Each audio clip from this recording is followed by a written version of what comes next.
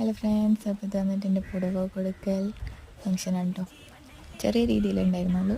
അപ്പോൾ അവിടുന്ന് വന്നത് ഏട്ടൻ്റെ മാമിയും ഏട്ടത്തിയമ്മയും പിന്നെ അമ്മേൻ്റെ ഒരു കസിൻ സിസ്റ്ററും പിന്നെ ഏട്ടത്തിയമ്മേൻ്റെ അനിയനാണ് കേട്ടോ.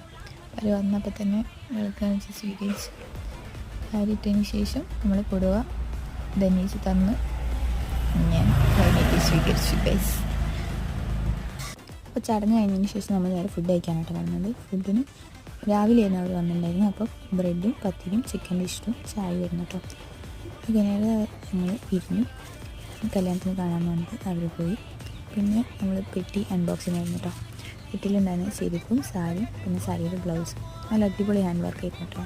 കൈ അത്യാവശ്യം ഹെവി ആയിരുന്നു. പിന്നെ മേക്കപ്പ് ഐറ്റംസ് ആയിരുന്നു കേട്ടോ അവർ കൊണ്ടിരുന്ന പെട്ടിയിലുണ്ടായിരുന്നത്. അന്ന് ഈവനിങ് തന്നെയായിരുന്നു കേട്ടോ നമ്മൾ മഞ്ഞൾ കല്യാണം. ഇത് എൻ്റെ മാമിമാരാണ്.